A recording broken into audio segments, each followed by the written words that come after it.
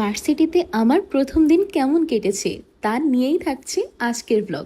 তাই কেউ ব্লগটা মিস করবেন না। আমি অনেক বেশি এক্সাইটেড যে প্রথম দিন আমার কেমন কাটবে। তো hello my lovely people, this is Shayari and welcome to Inik Shayari. শুরুতেই আমার মেজাজ খারাপ হয়ে যায়, কারণটা হলো আমরা সিট কেটেছি একদম মাঝখানের দিকে আর আমাদেরকে সিট দিয়েছে সামনে।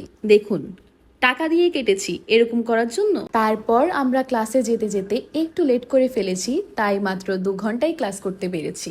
আর ফার্স্ট ক্লাস আমার কাছে আলহামদুলিল্লাহ অনেক ভালো লেগেছে। তারপর ক্লাসটা শেষ করে আমি বের হয়ে যাচ্ছি যে পুরো ক্যাম্পাসটা আমি একবার ঘুরে দেখব।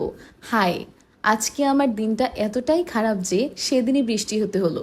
দেখুন কি একটা অবস্থা। আমি ভেবেছি যে মাঠে বসে বসে একটু গল্প করব, ছবি তুলবো, খাবার খাবো, ফ্রেন্ডদের সাথে আড্ডা দিব, সেটার একটা তো হয় নাই। উল্টা পুরো প্ল্যান চৌপাট হো গিয়া মেরা। আমার একটা রোগ আছে, সেটা হচ্ছে আমি হিল ছাড়া পড়ি না। কারণ হিল পরলে আমার কাছে মনে হয় যে আমার কনফিডেন্স লেভেলটা আরও বেশি বেড়ে যায়। সেটাই হয়ে দাঁড়িয়েছে আমার কাল। কারণ পানি ঢুকে আমার পায়ের অবস্থা পুরোপুরি কেরোসিন হয়ে গেছে। তো এখান দিয়ে আমি আমার ফ্রেন্ডকে বলছিলাম যে তুমি দাঁড়াও, আমি তোমার কয়েকটা পিকচার ক্লিক করে দিই। তো সে দাঁড়িয়েছে, আমি তার কয়েকটা পিকচার ক্লিক করে দিয়েছি। তো এরপর আমি দেখি যে ভার্সিটিতে মিছিল। ভাইরে ভাই, প্রথম দিন যাওয়ার সাথে সাথেই মিছিল। কিসের মিছিল আমি একদমই জানি না যে এটা কিসের মিছিল। এটা ওই যে এখন দেখেছি আমি যে তারেক জিয়ার মিছিল।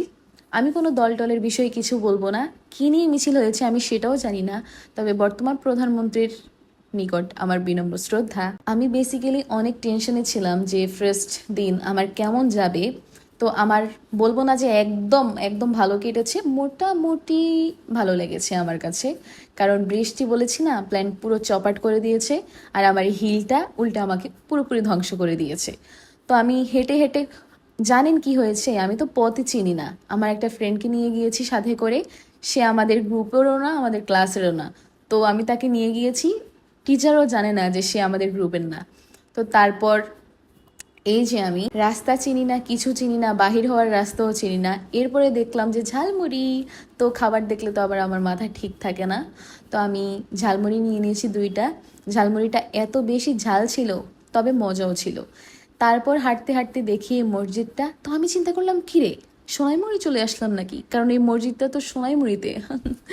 পরে চিন্তা করেছি যে না, মাইজদিতে সোনাইমুড়ির মসজিদ কিভাবে আসবে। তো এত কিছু করে, এত যুদ্ধ করে বাসায় এসে আবার টিউশনি, এই যে আমার স্টুডেন্ট, টিউশনিও করতে হয় ভাই। লাইফটা বলে না যে life is not a bed of roses, কথাটা একদমই ট্রু।